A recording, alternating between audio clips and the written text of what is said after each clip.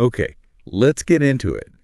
We're doing a deep dive today on something I think is really relevant for a lot of people listening, navigating that B1 level in English. Yeah, absolutely. And we're looking at this through the lens of, well, a specific source, a conversation between two pretty experienced speakers, Emma and David, from a podcast called Everyday English. Right, and they were really digging into the common sticking points, the challenges, but also giving some solid tips for learners who find themselves right at that B1 stage. Exactly. So our plan is basically to unpack what they talked about, pull out the most valuable bits of advice, and see how it connects to you, the listener, especially if B1 is where you're at right now. It really is often seen as this kind of threshold level, isn't it?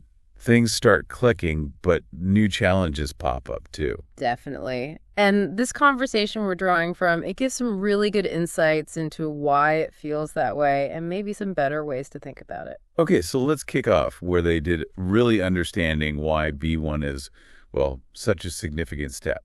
They made a strong point that B1 is where you start having what they call real conversations, talking about your job, what you like doing, your weekend, everyday stuff. Yeah, it shifts from just basic needs like ordering coffee to actually sharing a bit more about yourself, right? Like expressing opinions, maybe feelings.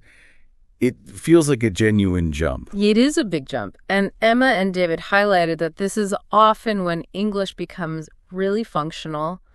Maybe you need it for work properly or for studies or deeper travel experiences. So it's that key transition phase. You're moving out of beginner territory, heading towards feeling maybe not fluent, but certainly more capable. That's the idea. But they also called B1 a tricky stage. What was that about? Oh, yeah.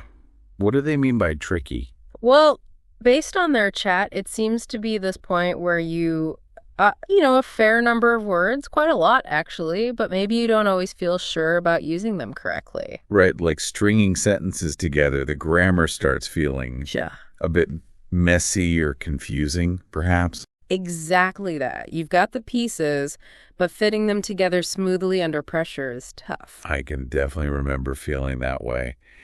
And that links directly to something else they really zeroed in on. Confidence. Yeah. Or the lack of it, the fear of making mistakes. Yeah, that seems huge at B1. You know enough grammar and vocab to realize you could be making a mistake, which can make you just clam up. But they had a really important counterpoint to that, didn't they? Something simple but powerful. They did. Just that phrase, mistakes are how we learn, full stop. Yeah, just reframing it completely. It's not about avoiding errors. It's seeing them as like essential data points for getting better. Exactly. Takes the pressure off being perfect and puts the focus back on the actual process of learning. It's a mindset shift. Okay, so we understand the feel of B1. Let's dig into some of those specific challenges Emma and David brought up. Vocabulary is always a big one, that feeling of, I don't have enough words. They definitely mentioned that. But their take was interesting. They suggested maybe B1 learners actually know more words than they give themselves credit for. The real issue might be activating them, So accessing the words you know when you need them. What was their tip for that? It was about aiming for clear, simple English, really focusing on that. Meaning, don't stress about using super impressive words if you're not sure. Just get the message across. Precisely. Say what you mean clearly and directly. Forget the fancy synonyms for now if they make you hesitate. Simplicity and clarity are your best friends at this stage. That's really practical advice. Yeah. Okay, what about grammar? They admitted some bits are tricky. Oh, yeah. They specifically called out things like the present perfect, always a classic headache in conditionals. The if I had known type sentences. Oh, yes. Those if would have structures. They can definitely make your brain ache a little when you're trying to produce them on the fly. Agrees. They really can. But the reassurance from Emma and David was basically, look, don't stress about mastering those instantly. Use the grammar you do know confidently. And then add the new stuff slowly. Exactly. Build on your foundation. Their core message seemed to be, you don't need to be perfect. Communication trumps grammatical perfection, especially early on. Which flows nicely into the practical tips they shared for actually speaking and listening more effectively. I thought that talking to yourself tip was quite revealing. It sounds a bit odd at first, doesn't it? But they gave real examples, like doing it in the shower, in the kitchen, walking to work, places where no one's judging you. And not just thinking in English, but actually verbalizing, like describing what you're doing. Okay, now I'm opening the fridge, I'm getting the milk. Yeah, that's it. It forces you to use those everyday verbs and structures actively, making them more automatic. Low pressure, high repetition. What else for speaking? They mentioned recording yourself too. Right. The idea there is to listen back objectively. Why does that help? Oh. What are you listening for?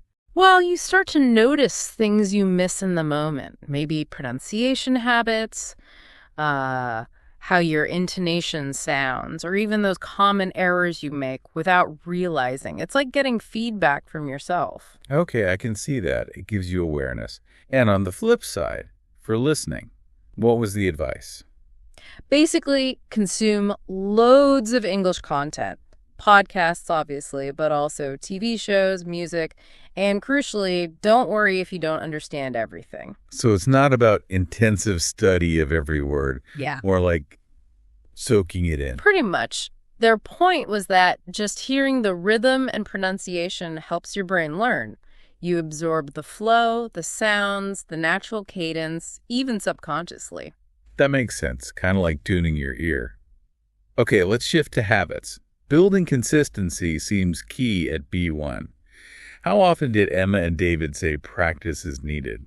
They were really clear on this. Every day. That was the message. But they immediately qualified it by saying, even 10 minutes is better than nothing. Ah, so it's not about finding huge chunks of time, but making it regular. I like their gym analogy for this. Yeah, that was good. Going to the gym for 5 hours once a month isn't nearly as effective as doing, say, 20 or 30 minutes consistently several times a week. Language is the same. Consistency beats intensity over the long run. Did they give examples of small daily habits? They did. Things like read just one news article, watch one short video, learn 5 new words, and maybe try to use them. Really achievable stuff. Manageable goals you can actually stick with. And they added another crucial piece about habit, something often missed when we're chasing new knowledge. Yeah. Reviewing. Yes. So important. They stressed, don't just pile on new stuff. You absolutely have to go back and review old lessons too. That's what cements the learning and makes it active, not just passive recognition. Right, turning knowing into using. So we pull all these threads together from their conversation. What's the big takeaway for someone listening who's right in the middle of B1? I think the main message is really encouraging. It's fundamentally keep going and accept that progress might feel slow sometimes, and that's okay. And hammering home that point about mistakes. Again, it's truly okay to make mistakes. It's also okay to forget words sometimes. It doesn't mean you're failing. Not at all. It's just part of the messy human process of learning anything complex. And all these tips, the practice, the mindset, they all feed into the main goal, Which is to keep practicing and keep enjoying the journey, as they put it. because, and this was maybe their most important reminder, the ultimate point isn't perfection.